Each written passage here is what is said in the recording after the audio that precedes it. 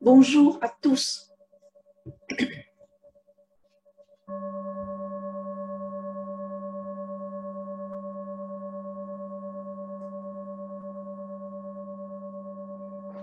Nous allons examiner ensemble aujourd'hui cette question cruciale de notre vie. Et je vous propose de faire un plan succinct comme celui-ci. D'abord, on fait un rappel de la constitution de l'être humain tel qu'il est placé dans l'univers, parce qu'il ne fait que partie intégrante de l'univers. On ne peut pas considérer l'humain comme l'humain et l'univers, il est tout à fait intégré dans le système de l'univers. Puis en deuxième lieu, je vais proposer de vous parler de l'acte de transcender. C'est en tant qu'acte, mais pas en tant que concept. Après, il faut rester un tout petit peu pour considérer le mental, pour savoir ce que c'est, et puis les rôles principaux de notre comportement, de notre conduite dans la vie quotidienne pour pouvoir favoriser cet acte de transcender le mental. Pour ceux qui ont un peu étudié la théosophie, la constitution de l'être humain est quelque chose de simple et de complexe. Pour ce partage d'aujourd'hui, je fais exprès de ne montrer aucun schéma parce qu'en fait, l'utilisation du schéma et des pictogrammes, d'un côté positif, c'est de faire abréger des idées, mais le côté négatif, c'est qu'à la longue, on ne garde que le schéma et on perd ce qui est derrière, qui est l'essentiel. Donc aujourd'hui, il n'y a pas de schéma, il n'y a pas de pictogramme. Vous allez vous contenter que des mots et on va essayer de comprendre à travers les mots quelque chose qui va au-delà des mots. Alors, qu'est-ce que l'humain dans l'univers? Dans ce rappel, je vais essayer d'être très très court pour ne pas prendre le temps sur les autres chapitres. Alors, l'humain dans l'univers, en fait, quand on parle de l'humain dans l'univers, on commet déjà une erreur. Parce qu'en fait, l'univers, c'est le macrocosme et l'humain n'est qu'une réflexion dans le microcosme de l'univers. Si on comprend l'humain dans sa constitution et qu'on peut transcender le mental, à un certain moment, on comprend l'univers tout entier. Mais alors, qu'est-ce que c'est que cette constitution?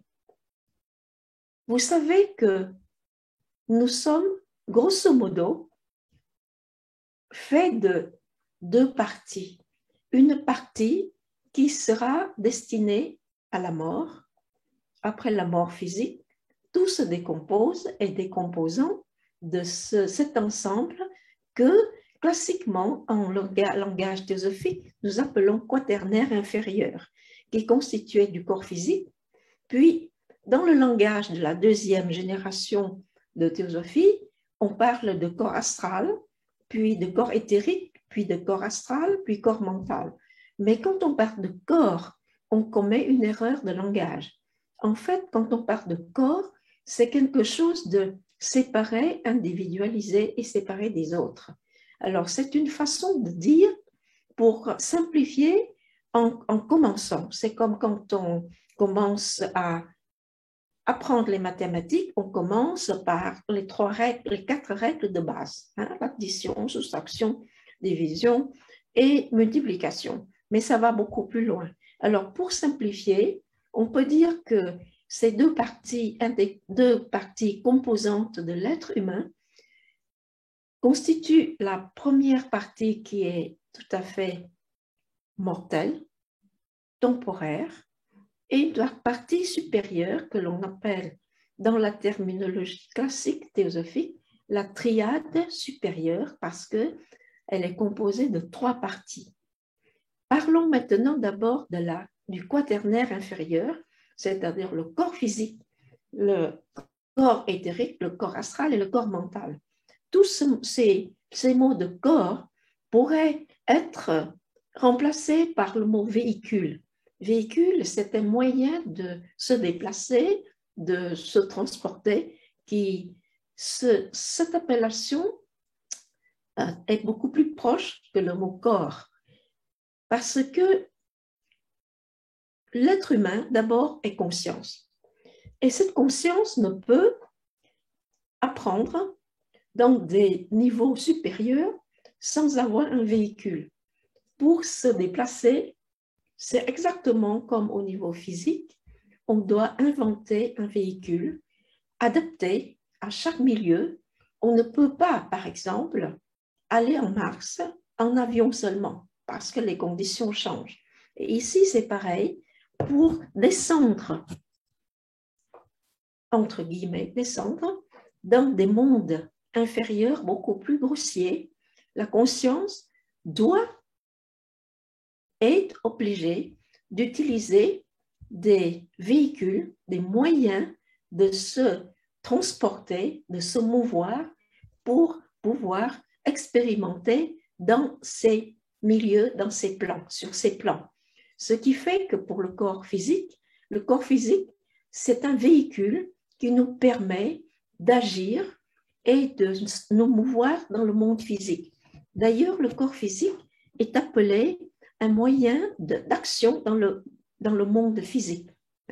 C'est dans la philosophie du Samkhya, il s'appelle Karma Indriya, c'est-à-dire que c'est grâce à ce moyen, ce véhicule, qu'on peut agir dans le monde physique.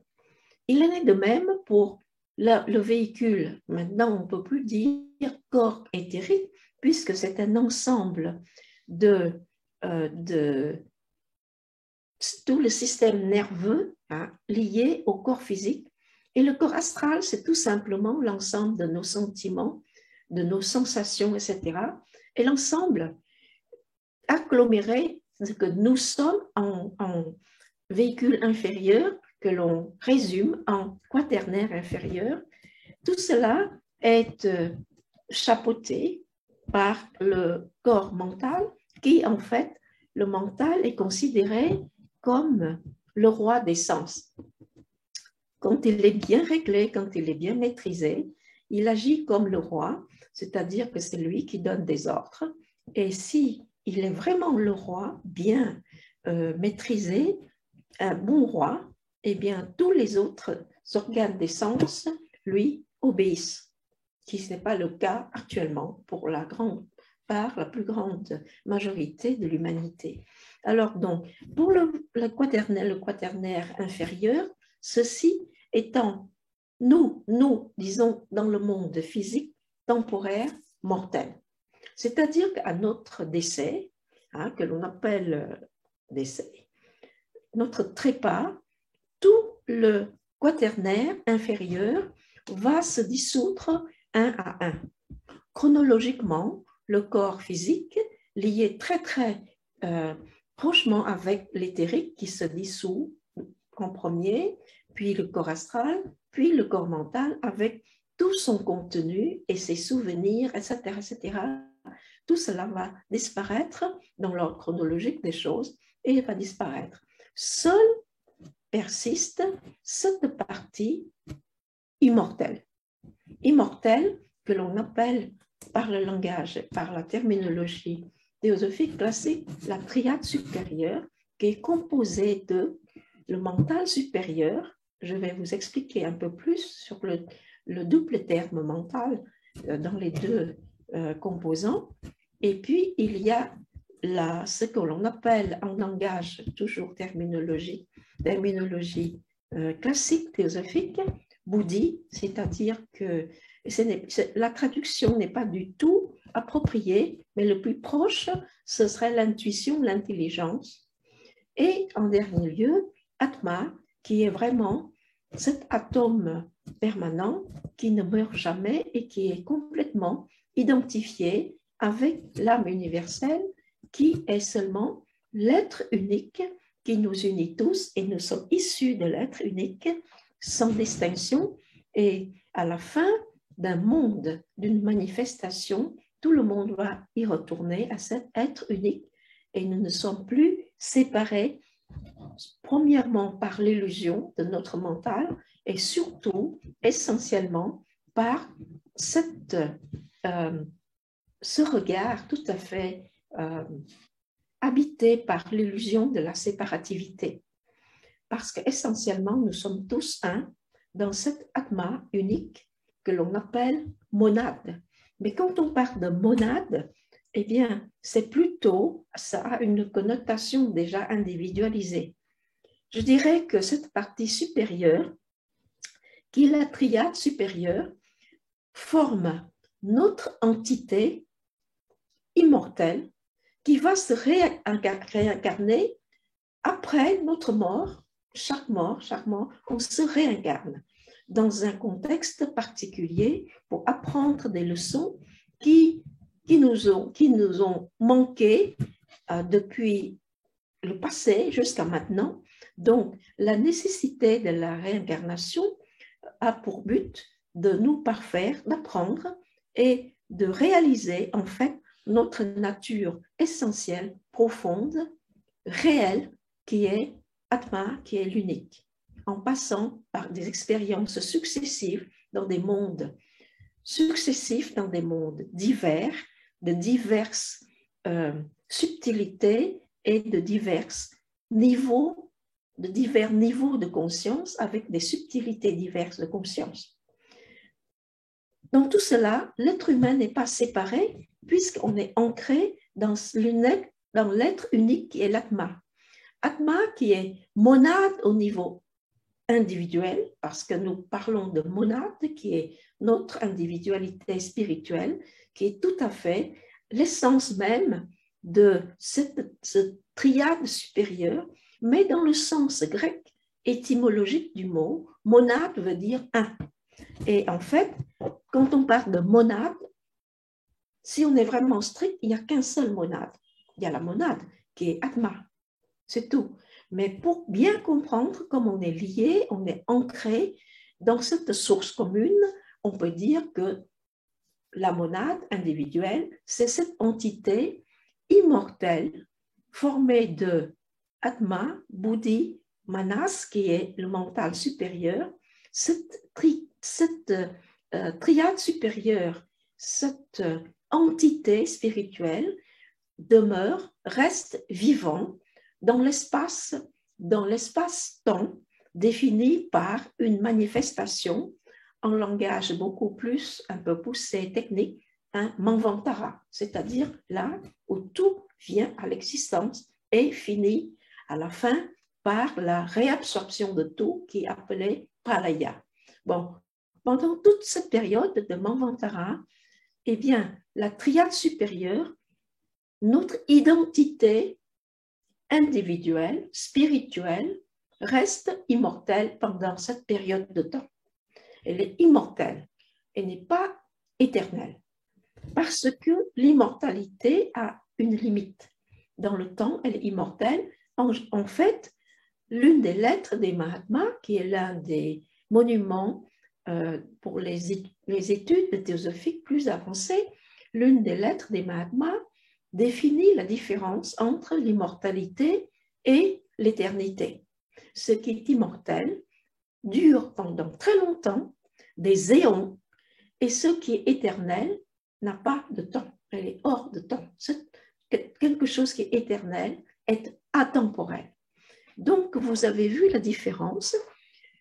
Cet être qui est la monade, qui est cette entité immortelle, pendant cette période du Manvantara, elle est tout à fait inclue dans l'univers. Comme je vous ai dit tout à fait au début, que l'être humain n'est que le microcosme, qui est la réflexion fidèle du macrocosme. Et en fait, c'est une façon de parler, parce que chaque individu est le reflet de l'univers, pas seulement le reflet, mais l'univers lui-même. Sinon, on n'aurait pas de porte de sortie. C'est l'explication la plus plausible pour le moment pour expliquer cette interdépendance entre tous les êtres humains, puisque nous sommes tous un, et la théosophie préconise surtout l'unité de l'existence et l'unité de la vie. Tout ce qui vit prend ressource dans cette source une qui est la monade universelle, et nous, en tant que monade immortelle, dans ce laps de temps, nous faisons aussi partie de cet ensemble qui est issu de l'être unique, de cet un qui est sans second. En fait, l'un sans second est tel que les Upanishads définissent l'unique. Dans la logique, en linguistique, quand vous dites l'unique, alors la question qui va se poser, je veux dire, par le mental inférieur, immédiatement après, on dit, et le second, n'est-ce pas, l'unique, ça? Mais non, non. Donc, c'est dans ce sens-là, pour parer à toute discussion, à tout mouvement velléitaire du mental, discursif comme toujours, les Upanishads ont prévu et défini Atma, parfois appelé Para-Brahman, parfois Para-Brahma, parfois, etc., peu importe, mais l'être unique comme l'unique sans second. Ça coupe court à tout mouvement du mental discursif. Alors donc, l'être humain, avec cette constitution, c'est un reflet du macrocosme. Il est le macrocosme diminué, abrégé un peu. C'est pour cela que quand on préconise la méditation et que dans beaucoup de courants spirituels authentiques, on entend l'enseignement comme si on comprend soi-même et on va très profondément en soi-même, eh bien on peut comprendre tout l'univers en entier puisque les deux sont identiques. Ils sont identiques dans cette triade supérieure, n'est-ce pas, qui, par son immortalité, est tout à fait identique à l'univers qui est tout à fait derrière le Manvantara, c'est-à-dire le temps, l'espace-temps de la manifestation.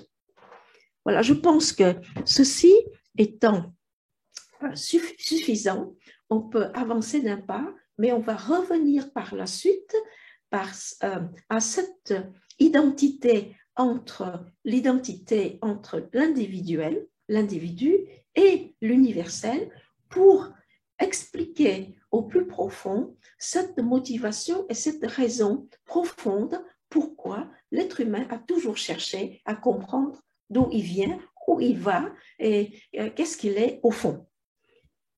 Donc, alors, ceci étant dit, nous sommes posés dans un contexte cosmologique, dans un contexte plus loin que terrestre, plus loin que social, plus loin que, puisque nous sommes juste quelqu'un dans l'univers avec un grand U, pas l'univers seulement comme l'espace que l'on explore avec des sondes, des machines, etc. Cet espace-là, c'est l'espace visible. Quand je parle de l'univers avec un grand U, j'inclus dans cela cet espace invisible. Cet espace qui ne peut exister sans temps. C'est pour cela que la génération récente d'astrophysiciens et de scientifiques ne parle pas d'espace seul, c'est l'espace-temps. Parce qu'en fait, déjà très tôt dans la science, on ne définit pas un point seulement par l'espace. On ne définit pas les coordonnées en 3 facteurs. Il faut ajouter un 4e facteur qui définit le temps. Parce qu'avec le temps, un temps différent, un moment différent, la définition par 3 points de l'espace ne suffit plus. Bon, vous comprenez très bien, n'est-ce pas, comme notre Terre, en tant que planète Terre, elle n'occupe jamais la même place dans l'univers. Et notre galaxie non plus n'occupe jamais la même place dans l'univers puisque tout bouge. D'ailleurs, c'est le symbole du Shiva dansant. Tout bouge et on ne peut pas. D'ailleurs, l'adage populaire dit on ne peut pas traverser la même rivière, en deux temps différents. Et en fait, vous n'êtes pas le même d'une seconde à l'autre. Parce qu'avec ce courant de conscience qui coule tout le temps, qui coule sans arrêt, constamment, c'est ça d'ailleurs l'éternité, n'est-ce pas? Ce n'est pas la durée, c'est le mouvement dans la durée qui fait que vous êtes immortel. Mais vous êtes immortel, vous êtes en plus éternel, mais je vais y revenir. Alors donc, dans ce contexte-là, c'est-à-dire que l'être humain placé dans l'univers étendu, c'est-à-dire incluant l'aspect visible, l'aspect invisible, l'humain aussi a une dimension extraordinairement invisible que l'on appelle le mystère, que on n'arrive pas d'un seul coup à lever le voile, mais voile après voile, on peut arriver comme voile après voile dans l'espace visible. On lève chaque fois un voile et on découvre autre chose. Mais dans le domaine invisible, c'est pareil. C'est pareil. Alors, donc, à chaque étude, à chaque évolution, évidemment, chaque étape nous apporte des découvertes différentes, nouvelles. Alors, la question c'est comment transcender le mental? Vous avez vu le mental qui est en fait qui est double. Hein? Je parlais de mental supérieur, de mental inférieur. C'est une façon de parler. En fait, c'est une figure de la rhétorique. Il n'y a pas d'inférieur, supérieur. C'est tout simplement le mental que l'on définit comme mental inférieur. C'est un mental lié au désir. C'est-à-dire que quand vous désirez une voiture de sport, ce n'est pas le mental supérieur qui fonctionne, c'est le mental inférieur, parce qu'il imagine beaucoup de choses concernant l'objet de désir. Bon, je dis une voiture, mais vous remplacez ce que vous voulez avec l'objet de désir, selon nos propres scandales, nos propres tendances. Alors, je dis la voiture ou une belle maison, etc. Alors, ce mental qui imagine et qui essaye par tous les moyens de réaliser son rêve, c'est le moyen, c'est le mental inférieur, parce qu'il est lié au désir. Le mental supérieur, qui fait partie intégrante de cette triade supérieure, qui est Atma, Buddhi, Manas, qui est le mental, et je citerai sur le mot Manas par la suite. Ce mental supérieur, il est supérieur parce que il est épuré de l'élément désir. Quand il fonctionne seulement comme véhicule, comme moyen de transport, moyen pour expérimenter, pour Atma Buddhi, pour la monade, l'unique, passant par l'intelligence. C'est-à-dire qu'un mental supérieur est forcément un mental intelligent. C'est pour cela que j'aimerais toujours faire la distinction entre quelqu'un qui est rusé et quelqu'un qui est intelligent. Quelqu'un qui est rusé, il a un mental inférieur bien entraîné, bien éduqué. Il est rusé, il arrive toujours à ses fins, etc. Donc, mais ce n'est pas forcément quelqu'un d'intelligent, parce qu'avec ce mental rusé, inférieur, il peut faire des bêtises.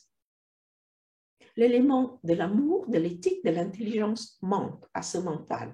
C'est pour cela que le mental supérieur, c'est un mental épuré, purifié de l'élément du désir, purifié de l'élément égoïste et ne fonctionne que pour servir l'intelligence de l'unique.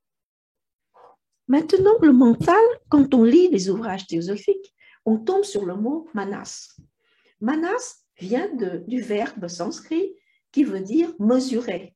Mesurer. Ah, c'est mesurer. Mesurer, cela veut dire que quand vous utilisez le mental, il y a toujours un acte de mesure dans votre mental.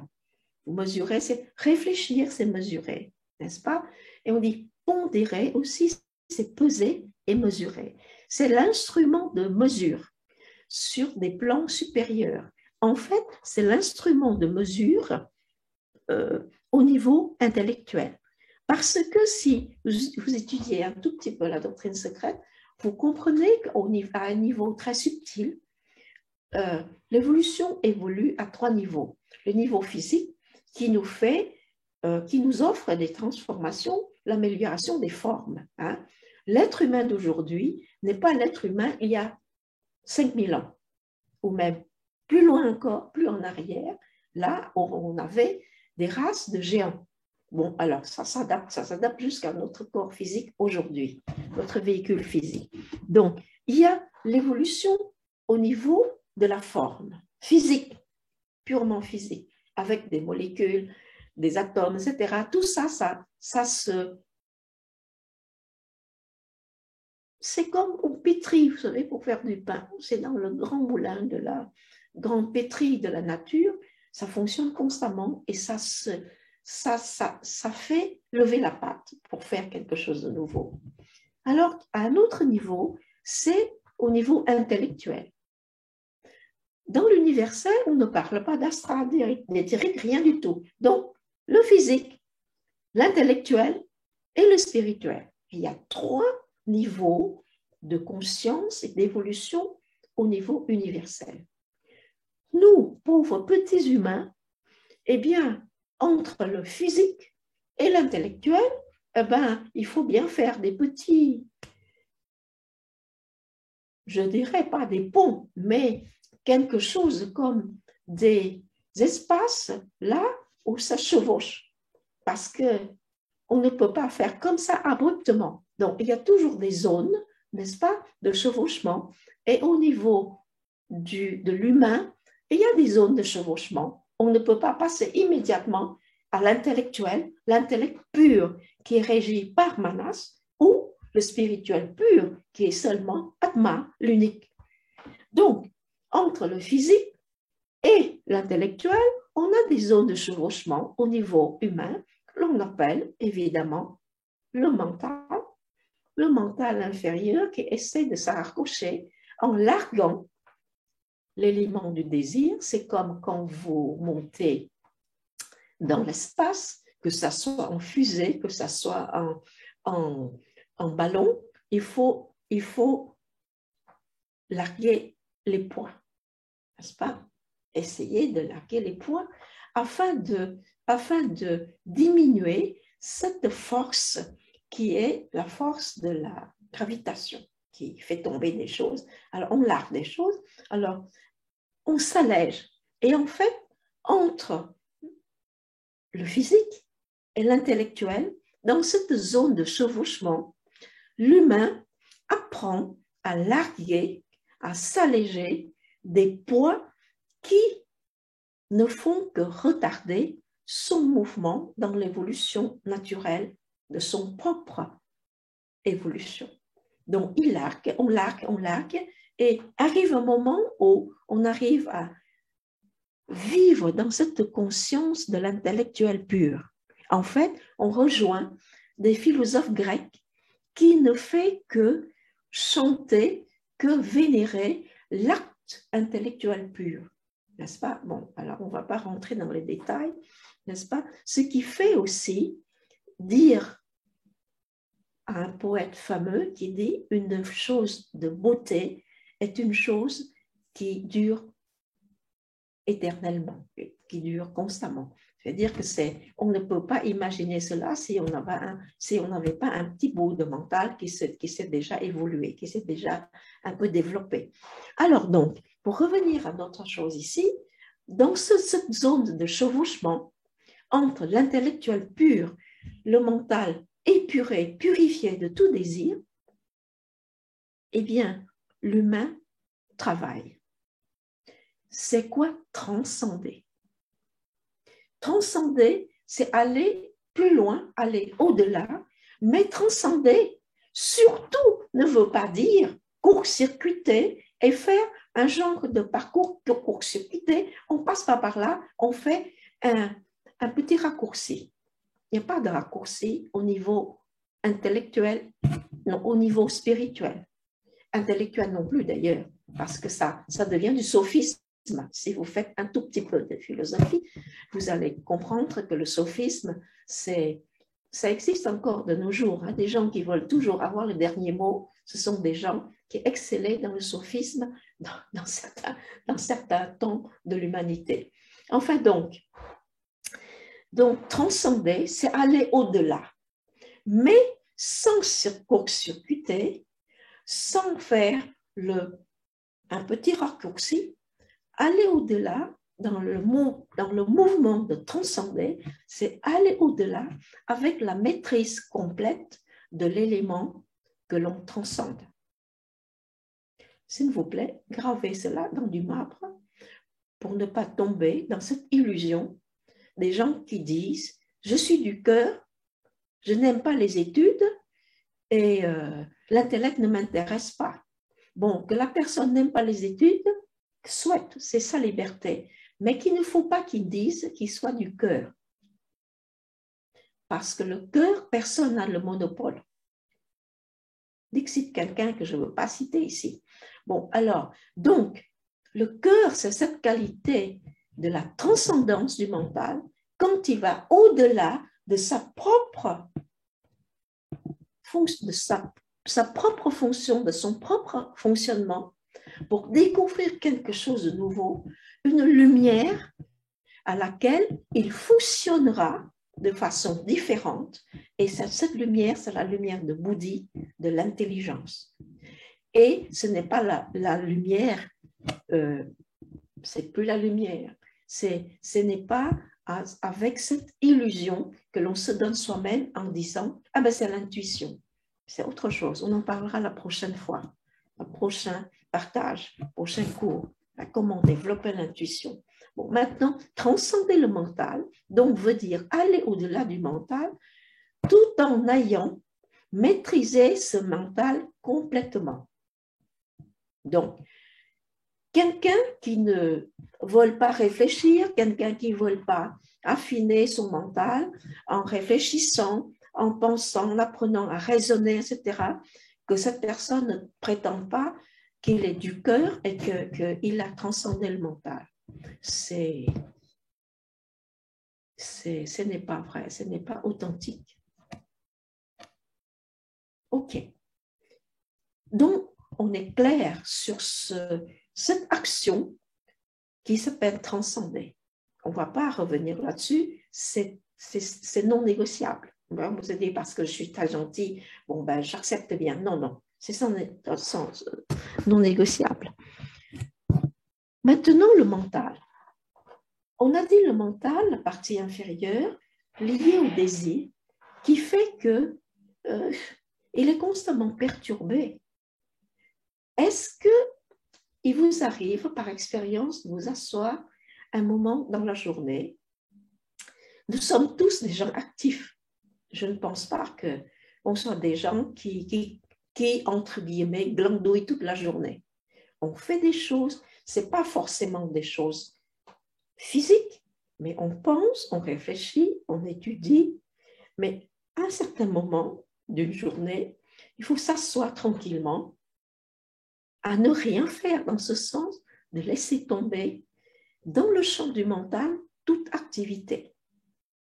Avec un peu de prétention, on appelle cela un mouvement de pause qui fait comme préambule pour la méditation. On ne va pas dire que c'est de la méditation tout de suite parce que la méditation, c'est des strates comme ça et quelqu'un qui s'assoit tranquillement prétend à méditer, mais la méditation va encore beaucoup plus loin. C'est à l'infini qu'on doit découvrir et on ne peut pas finir limiter le mouvement de la méditation, ne serait-ce qu'à s'asseoir tranquillement. Mais il faut commencer par là. On commence par là et si vous arrivez à observer un certain moment dans votre journée, tranquille, laissez des choses se reposer. Laissez passer les choses, les trivialités de la vie, les mouvements aussi d'irritation, de colère, contre l'entourage, votre conjoint, votre femme, vos enfants, tout ce que les collègues, etc. Vous laissez décanter tout cela. Et votre mental, il retrouve cette condition primordial de la conscience. Parce que le mental, c'est un véhicule plastique. Il prend la forme que vous adoptez. Il est plastique. Il est comme l'eau, il est comme l'air. À un autre niveau, invisible, il est comme l'eau, comme l'air. Vous versez dans un verre, il prend la forme d'un verre. Vous le versez dans une tasse, il prend la forme d'une tasse. Vous versez dans une bouteille, c'est une bouteille. Mais en elle-même, la conscience et l'eau de l'autre espace, là, sa conscience n'a pas de forme. Pour le moment, la conscience prend la forme de votre mental. Donc, à plusieurs reprises, je me suis permis de définir le mental comme une condition particulière de la conscience. Une condition particulière de la conscience. Donc, pour le moment, il est versé dans un verre, et bien la conscience prend la forme d'un verre, comme c'est-à-dire vous. Le verre, c'est vous. C'est monsieur Martin, monsieur Dupont, ça, et on dit, je suis Dupont. Ah ben non. Je me définis en tant que telle parce que je suis limitée. Je ne suis pas Dupont. Je ne suis pas Dupont. Même Dupont de Nemours, c'est pareil. Alors donc, je ne suis pas une personne particulière. Je suis tout simplement l'expression de cette conscience unique, universelle, qui s'exprime à travers moi, à travers cette monade. Si j'arrive, tant soit peu, à vivre au niveau du mental purifié. Et si mon mental est complètement lié toujours au désir d'une nature triviale, d'une chose à passer une autre, eh bien, je ne fais que rêver et de fantasmer au niveau supérieur, au niveau spirituel.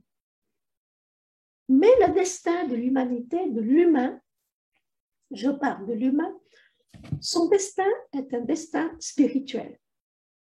Parce que sans cela, eh bien, il n'y aurait pas cette partie de l'humanité qui ne cesse de se poser des questions sur « mais qui suis-je? Mais d'où est-ce que je viens? Mais où est-ce que je vais? Et à la mort, qu'est-ce qui se passe? » etc. Ce sont des choses qui échappaient complètement au commun des mortels.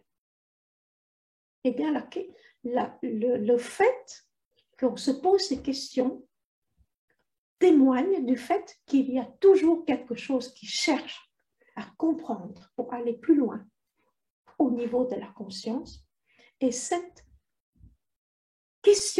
questionnement, ces questions témoignent de la nature spirituelle de l'humain. Un chimpanzé ne se pose pas ces questions. Il est intelligent, certes. Ils apprennent un langage très primitif, ils peuvent échanger, ils peuvent tout ce que vous voulez, mais il n'y a pas de question là. De là, je ne peux pas dire que le genre humain est unique. Non, il y a d'autres règnes. Mais pour le moment sur Terre, seul le règne humain est capable de le faire. Même pas les anges. Les êtres de lumière, les anges, les dévas ne se posent pas de questions. Ils s'exécutent selon l'intelligence du divin. La vie est facile pour eux. C'est pour cela qu'à la fin d'un cycle, tous ces dévas, même les dévas les plus hauts, plus élevés, devraient se réincarner dans l'être humain pour apprendre cette leçon douloureuse, difficile, pour aller au-delà du mental et pour transcender sa dualité. Cette dualité, c'est la question de choix. Nous allons y revenir. Donc, le mental, une fois épuré de ces trivialités des choses, se calme, ça se dépose, toutes ces choses, et on voit des portes ouvertes sur d'autres mondes. Ne serait-ce que pour une fois.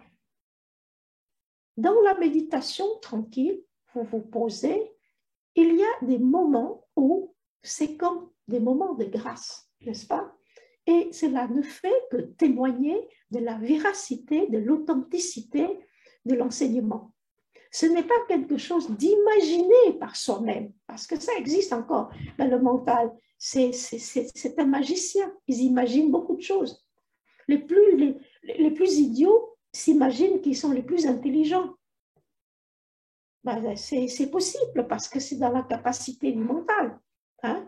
Et il se décide plein de choses et il se croit ceci, cela, exactement le contraire de ce qu'ils sont factuellement. Mais voilà, c'est le fait du mental, c'est un maître d'illusion, c'est un magicien qui invente n'importe quoi. Alors, tout le mouvement vers la spiritualité, c'est de balayer tout ça et pour voir la réalité en tant que telle, mais pas une réalité maquillée. Hein? On ne maquille plus la réalité. Et on voit les choses telles qu'elles sont factuellement dans leur nature propre. On ne va pas rentrer dans le détail de la nature propre parce que ça nous envoie vers un autre cours d'une heure au moins. Alors donc, restons ici. Transcender le mental, donc, connaissant tout le contexte, il faut maîtriser le mental et aller au-delà. L'acte de maîtriser le mental relève et de la volonté, la bonne volonté d'apprendre, de l'humilité, de la sensibilité, de tout ce que vous voulez, mais surtout ne pas se répéter « je sais déjà, c'est pas la peine ». Et bien voilà, ben continuez dans ce cas-là. On ne vous gêne pas, on ne vous dérange pas, faites ce que vous voulez. En fait, chacun a la liberté de faire ce que l'on veut.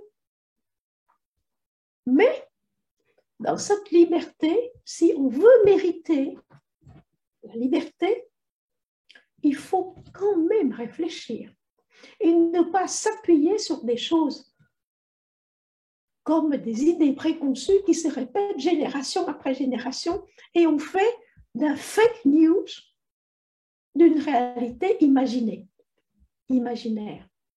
Je veux parler du libre arbitre. Il n'y a pas de libre arbitre.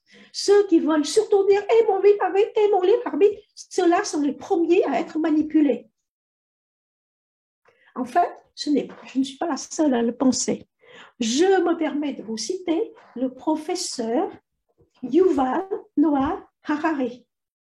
Quand j'ai entendu ça de son discours, je dis « mais mon Dieu, maintenant qu'il est un professeur connu, il illustre best-seller, d'auteurs de best-sellers, etc., les gens peuvent peut-être l'écouter. Que cette chose qui s'appelle le libre arbitre, c'est une chose montée de toutes pièces, répétée des générations, et des gens qui s'appuient sur ça, ce sont les premiers à être manipulés. Parce qu'ils comptent tellement sur leur libre arbitre. Et le libre arbitre, ce n'est pas l'intelligence. OK. Donc, tout cela, maintenant, jusqu'à ce point-ci, on comprend que le mental, il faut se débarrasser, larguer des poids, des fardeaux, des désirs, des choses illusoires, des trivialités. Vous savez, il y a des gens qui gardent le rancœur contre quelqu'un pendant toute la vie, pendant 30 ans, et même avant de partir, perpétuent cela dans leur famille pour qu'il y a des choses qui... Bon, tout cela, c'est atroce, c'est néfaste, atroce. Alors donc, il faut donc larguer, comme vous montez dans un ballon qui monte, ou vous voyez l'image des roquettes qui lancent des satellites ou quelque chose comme ça, ils larguent. À chaque étage, ils larguent des choses. Ils brûlent toutes les choses, ils larguent. Et bien nous, c'est le contraire, on garde et on veut monter plus haut. Mais non, on ne peut pas. Parce qu'on vit toujours dans cette zone de chevauchement entre le physique et l'intellectuel. On ne touche pas encore l'intellectuel parce qu'il faut aller au manas supérieur, purifié, etc. pour pouvoir prétendre à l'intellect pur. Mais personne ne nous demande de vivre dans l'intellect pur. Ce sont des philosophes grecs, même les philosophes de nos jours, ils ne vivent pas dans l'intellect pur. Alors donc, on ne demande pas, on demande seulement de larguer les choses pour que le mental réalise, se rende compte de son propre état d'évolution, pour qu'il puisse arriver à réflexion après réflexion pour qu'il puisse arriver à cette conclusion temporaire qu'il faut qu'il agisse dans la bonne direction. Et c'est quoi la bonne direction? La bonne direction, c'est toujours regarder, se regarder comment on agit. Vous savez, on ne peut pas se comprendre si on ne se regarde pas se comporter. Quelqu'un de méchant peut très bien prétendre qu'il est très gentil, il est toujours gentil, mais il ne se regarde pas. Alors, il peut très bien prétendre cela jusqu'à la fin de sa vie. Quelqu'un qui raconte des histoires, mais alors, tout le longueur de journée, mais il prétend quelqu'un honnête, etc., mais ils peuvent aussi mourir en tant que tel, hein, prétendant d'être honnête ou prétendant d'être prétendant. Nous sommes tous des prétendants. Alors bon, il faut apprendre à se regarder honnêtement, avec intégrité. Se traiter comme une tierce personne, mais pas comme moi, parce que moi, je suis toujours le beau rôle. J'ai le beau rôle dans le cinéma. D'ailleurs, j'ai le héros principal des rôles. Je suis le meilleur. Je suis non, non, non.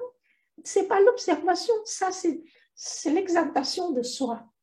On se passe de la pommade, on se lance des fleurs. Mais si on regarde et si on voit les choses telles qu'elles sont, il faut avoir le courage d'accepter, mais pas balayer la poussière sous le tapis. En disant, mais oui, comme ça, j'ai vu une fois, mais allez, on continue. Non, on ne peut pas. Parce que si on balaye la poussière sous le tapis, dans ce cas-là, eh ben, c'est comme si on n'avait rien fait. Personne n'a fait du bon ménage en balayant les poussières sous le tapis. Hein.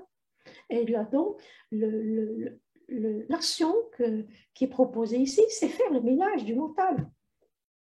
Alléger le mental. Alléger. Mais vous imaginez ce que le mental porte en son sein? C'est incroyable. On porte dans le mental et on s'endort avec et on se réveille avec. Vous pouvez faire l'expérience, hein, remplacer des choses illusoires, des choses triviales, des choses et remplacer par quelque chose qui vous préoccupe aussi, mais d'une teneur un peu plus élevée, d'une portée beaucoup plus grande, etc. Et vous allez voir que, curieusement, vous allez vous réveiller avec cette idée, dernière idée que vous vous êtes endormi avec. Parce que le mental est plastique. Et s'il n'est pas trop lourd, avec toutes ces tralala, des choses, des désirs qu'on lui impose, des sacs de sable que l'on prend pour de l'or, et bien larguez-les et le mental va fonctionner dans sa propre nature en fonction pure de la conscience qui est le mental supérieur. Donc, il faut apprendre à faire quoi? Premièrement, vivre selon les règles éthiques. Ne jamais faire de mal si c'est possible. Ne pas tuer, ne pas voler, ne pas raconter d'histoires, ne pas prendre des substances qui modifient le fonctionnement de la conscience, ne pas vivre dans la concupiscence. Ce sont des 5 règles de base. Mais il faut élargir. Parce que quand on dit ne pas tuer, oui, mais ici on fait tuer par les autres. Mais ça ne nous dédouane pas du tout. Nous sommes solidairement responsables.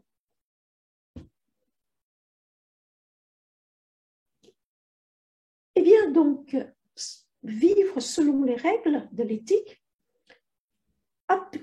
appliquer cela de façon quotidienne, constamment, c'est-à-dire, on ne peut pas dire, c'est comme les gens qui vont à l'église le dimanche, tout le reste c'est fait à travers, de travers, tout le reste, non, c'est fini ça. Pourquoi? C'est fini parce qu'on vit dans l'âge de fer, c'est le Kali Yuga, c'est l'âge où il faut réaliser. Il n'y a pas d'âge imaginaire maintenant, c'est l'ère de la réalisation. C'est pour cela que, comme réaction, vous avez plein de choses fausses, des fake news dont l'exploitation fait des milliardaires. Vous imaginez un peu?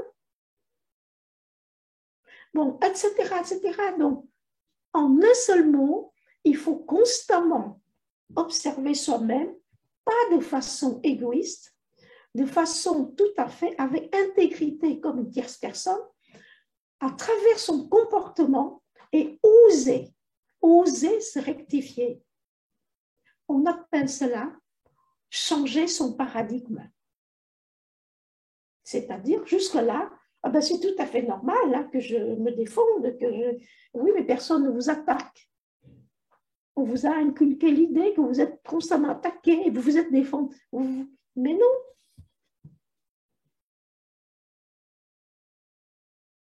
On ne rentre pas dans les autres champs de complexité, là, où on ne peut pas parler, du sujet dont nous traitons aujourd'hui. On ne parle pas de géopolitique, n'est-ce pas? Mais c'est la conscience qui règle tout. Et s'il y a une grande partie d'individus qui acceptent ce mode de vivre selon l'éthique pour transcender le mental, changer de paradigme, eh bien, c'est là ce qui se passe, vous savez, de la goutte d'huile, comme la goutte d'huile, et s'étend jusqu'à ce que ça va tout englober. D'ailleurs, l'expérience nous a montré que il y a des atrocités de commis, des choses d'injustice, etc. Et d'un seul coup, on ne sait pas pourquoi, l'esclavage est aboli. Non, officiellement. Maintenant, c'est des bribes maintenant qui existent toujours. Hein. Si on fait on regarde des reportages, on dit mais c'est pas possible que ça existe. Mais ce sont des îlots, des choses qu'on peut régler beaucoup plus facilement que l'esclavage. Dans le temps où on a décrété que certaines ethnies servent comme des animaux. Je vous recommande de regarder un film excellent qui s'appelle La controverse de Valladolid. Il y a ça, vous allez surfer, vous allez trouver. C'est excellent dans lequel il y a une grande discussion dans un contexte, une communauté religieuse, et à la fin, on a décidé que non, la race noire n'a pas d'âme et on peut continuer à exploiter dans le cadre de l'esclavage. Donc l'authenticité, c'est bafoué. Et je vous dis, c'est le Kali Yuga. Nous sommes en train de vivre dans ce fin de cycle dans lequel il ne s'agit plus de tergiverser, il s'agit de réaliser. Donc, réaliser veut dire agir.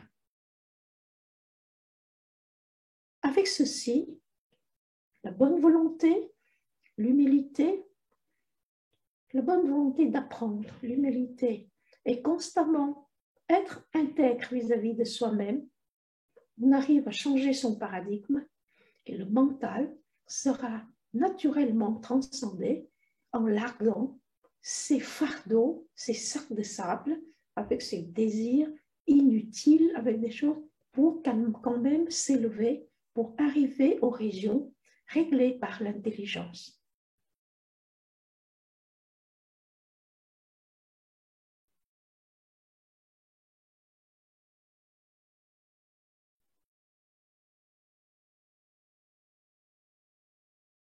Je crois qu'il est temps que je m'arrête. Je vous laisse maintenant la parole si vous voulez poser des questions ou bien faire des commentaires dans le sujet et ne pas faire une autre causerie, s'il vous plaît. Alors, bienvenue aux questions.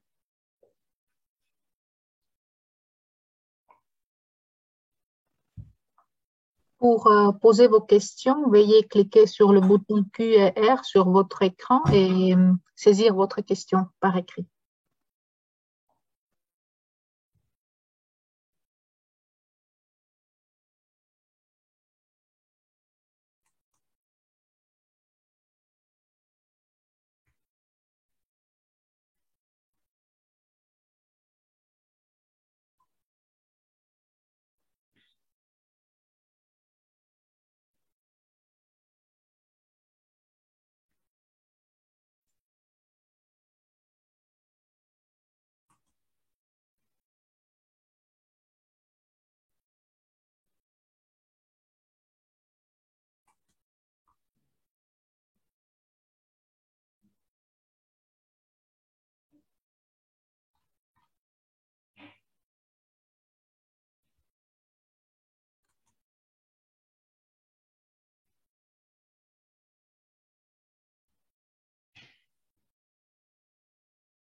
il y a quelque chose qui apparaît, mais ce n'est pas une question.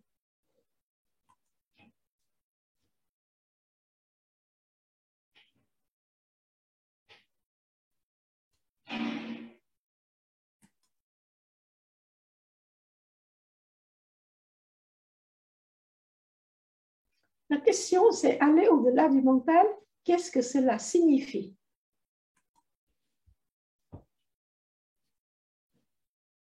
Aller au-delà du mental, c'est complètement le maîtriser. Et c'est quoi le maîtriser? C'est être maître de son fonctionnement. On ne peut aller au-delà de quelque chose que quand on l'a complètement maîtrisé. Maîtriser le mental consiste en cette capacité de réfléchir et de ne pas dire « oui, mais c'est comme ça ». C'est comme ça, c'est pas la question de discuter.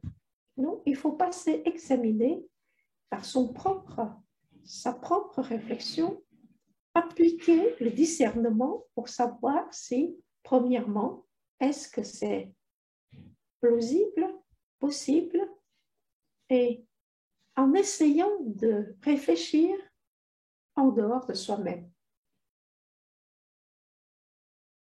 Évidemment, si vous avez une décision à prendre et que vous êtes impliqué, c'est très difficile. Mais quand vous impliquez vous-même dans cet essai de prendre une décision, la plupart du temps, vous êtes à côté. Il faut essayer de trouver un autre intéressé qui n'est pas vous-même, qui ne soit pas vous-même. Donc, apprendre à réfléchir, apprendre à raisonner, d'ailleurs, c'est l'acte fondamental de manas, c'est mesurer, réfléchir, ne pas le laisser flottant comme ça, flottant, c'est-à-dire ne rien faire, on se laisse vivre, il est flottant, c'est un mental qui n'a pas qui fonctionne pas, comment ça s'appelle déjà? Idle. Idle,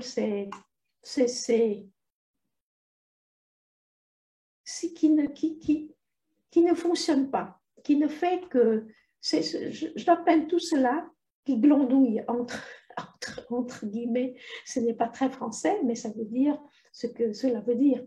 Hein? Et au-delà du mental, aller au-delà du mental, c'est apprendre à maîtriser toutes les capacités du mental, réfléchir, appliquer le raisonnement, appliquer le discernement, surtout le discernement qui continue d'ailleurs, qui doit continuer à fonctionner jusqu'à la fin d'ailleurs, du début jusqu'à la fin, comme dit au pied du maître. Et, bien entendu,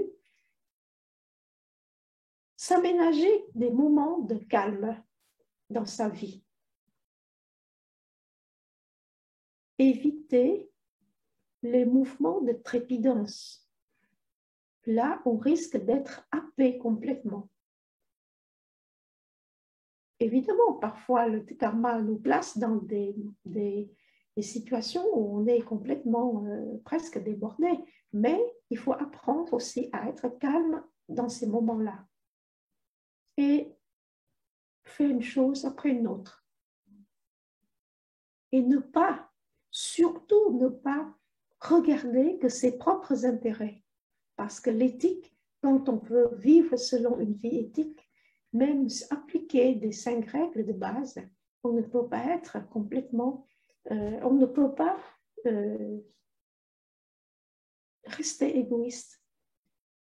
Mais quand je dis être égoïste, c'est peut-être une chose théorique, mais il faut que ça soit concret, factuel, pratique, mais pas seulement une idée. Il y a beaucoup de gens qui parlent de compassion, qui parlent de ceci, de cela, mais dans les moindres petites choses, ils ne sont pas tellement capables d'oublier eux-mêmes.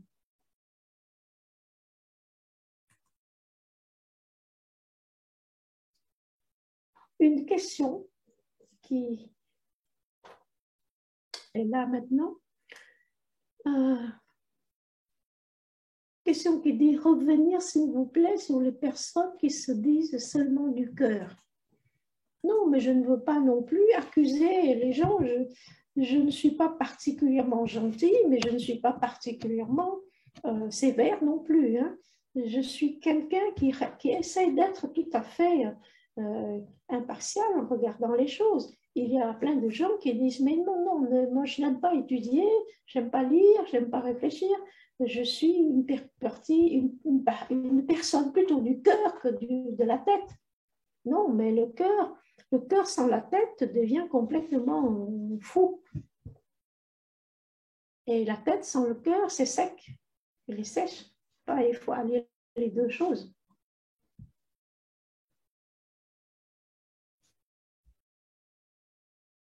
En général, quand on dit je suis une personne du cœur, mais pas une personne de la tête, c'est plutôt pour se justifier de sa paresse ou bien se glorifier de ses propres actes de générosité ou d'aide ou quelque chose dans ce genre-là. Mais je ne sais pas, il faut que la personne se regarde avec intégrité pour voir, parce que je ne parle que dans des termes tout à fait de généralité, vous comprenez? Je ne peux pas aller dans les détails parce que chaque personne est unique et il revient à la personne de se voir et de s'estimer dans ses propres observations.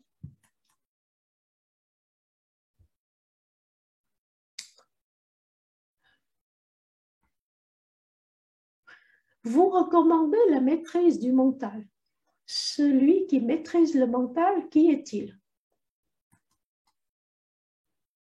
En fait, quand on commence à dire maîtrise du mental, c'est l'influence de la triade supérieure qui commence à voir et de regarder. Sinon, il y aura toujours un déni et un refus de vouloir maîtriser le mental.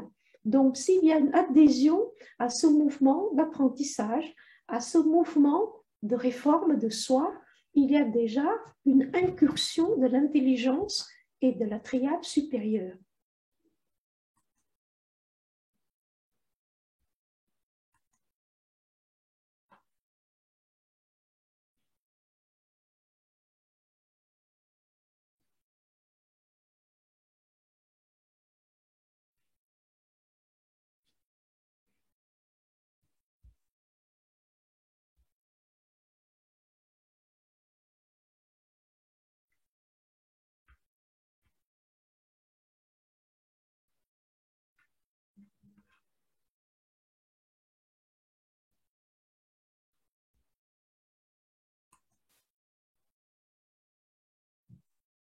Il n'y a plus de questions.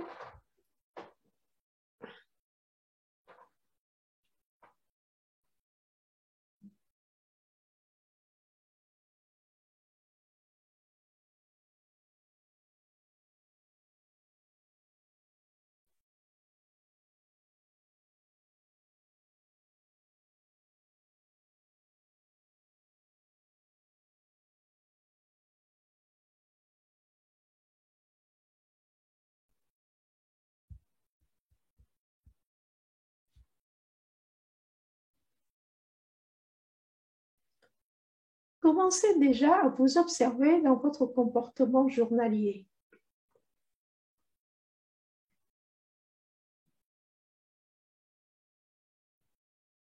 Sans vous glorifier et sans vous culpabiliser.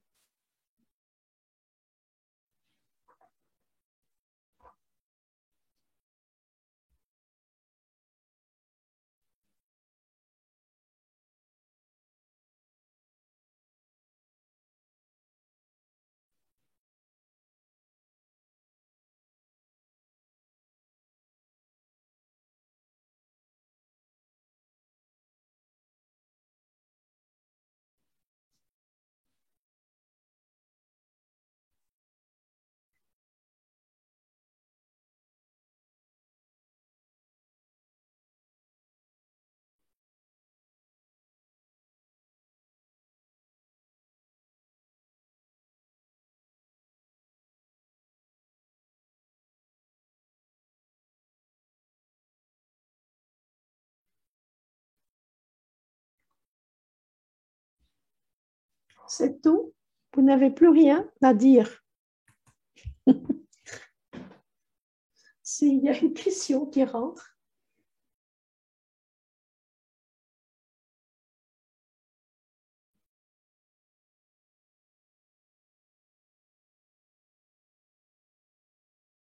Je ne comprends pas la question.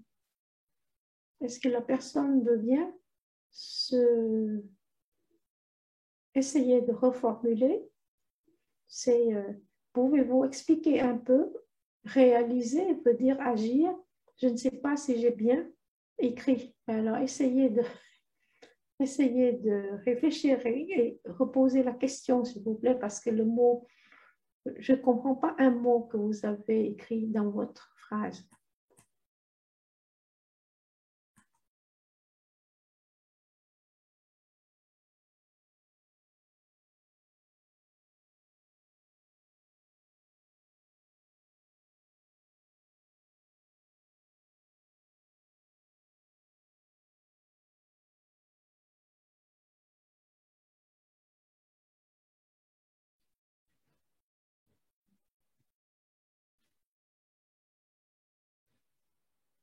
Ah, ben,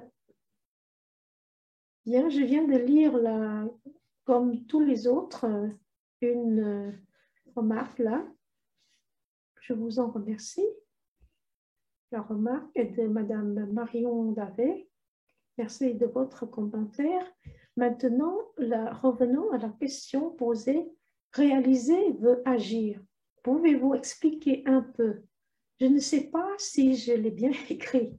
Réaliser, c'est dire un peu. Réaliser, c'est quoi réaliser? Ça a plusieurs significations. Quand on réalise, cela veut dire que quand on se rend compte, ou il y a aussi réaliser veut dire rendre réel, c'est rendre factuel. C'est-à-dire que agir, on réalise un projet, c'est-à-dire qu'on ne projette plus, on réalise, on le met, on le rend réel, on le rend factuel.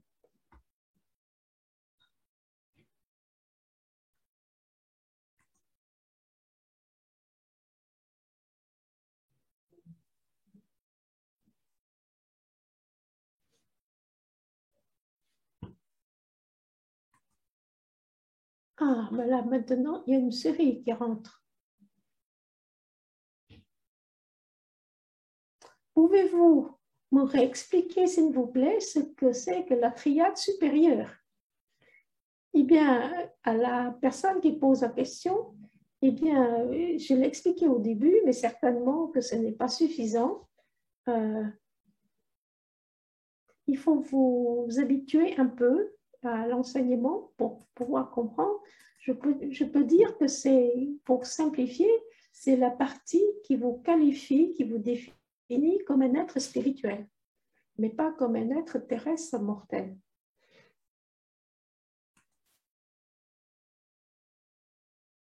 Il y a une autre question. Le mental, condition particulière de la conscience, pour vous préciser, eh bien, je redis mon exemple. C'est une substance, entre guillemets, plastique. C'est comme de l'eau dans le monde physique, mais c'est à un autre niveau, un autre plan d'existence. La conscience prend la forme là où la forme qu'elle occupe, n'est-ce pas? Donc, le mental humain, c'est une condition particulière parce que c'est un mental humain. Si c'est un mental de dinosaure, eh ben c'est une autre condition particulière, c'est un mental de dinosaure qui est un tout petit, comme un petit pois. Hein? Mais le mental de l'humain, il est un tout petit peu plus vaste quand même parce qu'il arrive à la capacité de se poser sur des questions sur sa propre nature. Alors donc, le récipient, c'est le mental humain, c'est un récipient aussi, selon la nature, est tout à fait plastique aussi, parce que si on largue des choses de fardeau, des sacs de sable inutiles, il arrive un moment où il monte dans les sphères plus hautes et qui peuvent, dans ce cas-là, il peut prendre contact avec d'autres conditions de conscience et par par cet acte-là, il peut très bien se rendre compte de la véracité de sa propre condition sans limite, mais que jusque-là, il a toujours vécu dans une cage. Hein, on a toujours vécu dans une cage, on n'ose pas sortir, et quand on sort, on trouve extraordinaire. D'ailleurs, c'est l'histoire des ombres dans les caves, hein, de Socrate qui dit, voilà, on est toujours là, et puis quand on voit les ombres, on est tellement habitué, et quand on sort, eh ben, on a peur, on rentre dans la grotte. Il ne faut pas avoir peur. Il faut oser avancer, et le mental, sauf dans le cas où il est universel, qui est complètement identifié, identique avec le mental universel, il est toujours dans une condition particulière. Le mental humain, c'est une condition particulière de la conscience.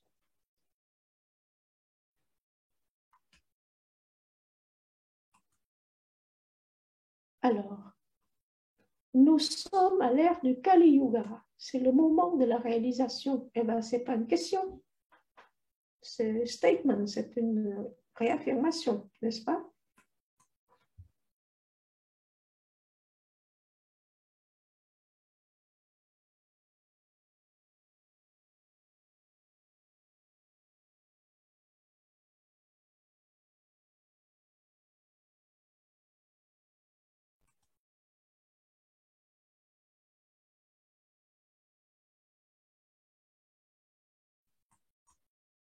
Pour ceux qui veulent en savoir plus, il faudrait peut-être lire quelques petits livres simples. Par exemple, L'homme et ses corps de Madame Annie Besant, L'évolution de la vie de la forme de Shriram, etc. Ce sont des ouvrages très accessibles pour pouvoir comprendre un enseignement très profond et sans limite par la suite. Mais il faut commencer là où il faut commencer.